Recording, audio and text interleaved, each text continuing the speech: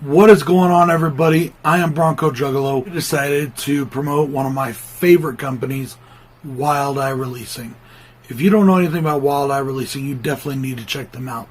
They're definitely where it's at with underground horror, and they are the best independent label out there. These guys give filmmakers their push, their start, and you can find their films at Walmart, Redbox, and many other places. Amazon Prime has a bunch of them. They've released some awesome fucking movies over the years, and they are just getting better and better every time. Not saying every movie that comes out is great, but they do give a lot of great movies a platform to stand on. Tonight is one of those movies. I am doing the 2017 film Bonejangles. Directed by Brett Dejager, I think is how it's pronounced, because it's D-E-J-A-G-E-R. Starring Kelly Masek Jr. as Doug, our main character, Keith Melcher as the killer Bonejangles, and in a very special role, a bit more than a glorified cameo. It's a smaller part, but still a very important part. We have the famous, or infamous, depending on how you look at it, Reggie Bannister as Edgar Sr. Yes, the Reggie Bannister from the Phantasm movies. A prison transporting Mr. Bonejangles, notorious serial killer, is set to meet up with another transport in the town of Argento. Yes, named after Dario Argento. While in this town, they come to find out that the town is under zombie attack, and also under the attack of a lustful demonic witch. Guys, this is a horror slasher parody, kind of in the vein of Saturday the 14th and Scary Movie, although quite a bit more, let's just say a little bit more raunchy. There is not a ton of nudity in this, but there is a little bit.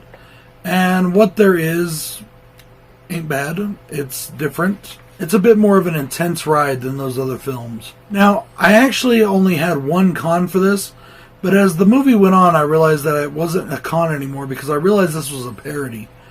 At first, I was going to talk about Randy's beard. For those of you that have seen the movie, you know what I'm talking about.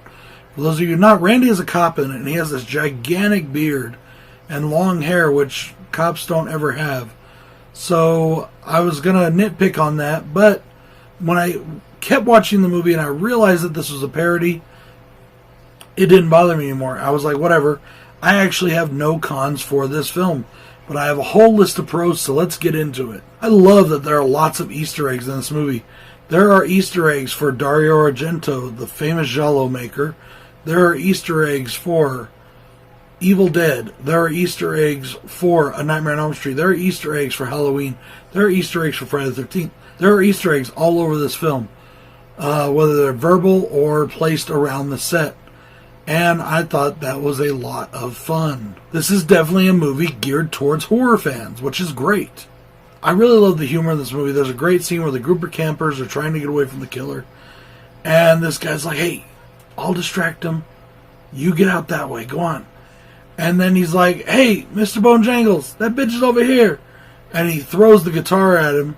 He's like, here, kill her with this. And while Mr. Bonejangles is beating her, he runs off to safety, which I thought was funny. I know that's bad of me. Bad Brad. But it was still funny. The gore in this movie is really good. It's done very well, but it's also done very cheesy. And it's done that way on purpose. Like limbs that are hacked off are bigger than they're supposed to be. Things like that. But you can tell that they did it with the comedy in mind. And it really does work for this film. Guys, the cinematography in this movie is really good. There's times where it looks like a B-movie, and there's times where it looks like a freaking Hollywood blockbuster. I really love the stylized action sequences between Mr. Bonejangles and the zombies. I think it looks really great. It's a lot of fun, and it gives this movie a personality all of its own. The acting in this movie is really well done for a B film. I really enjoyed the acting a lot. This is a great example of good films from Wild Eye. It is a lot of fun.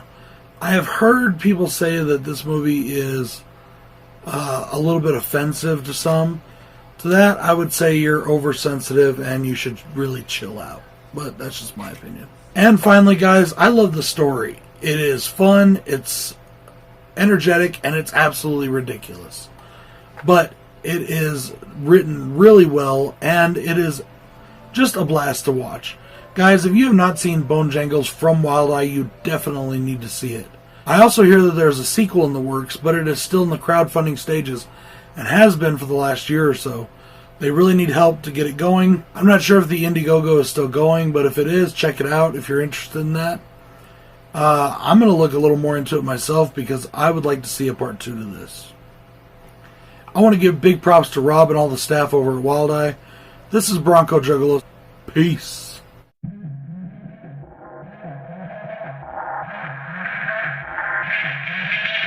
Sometimes you just gotta ignore your enemies. Sometimes you just gotta make them bleed. I've headed up to here with all the fake shit. Fake friends huddled up, that's a snake pit. King Kong about to rumble on some ape shit. Stab you with some scissors.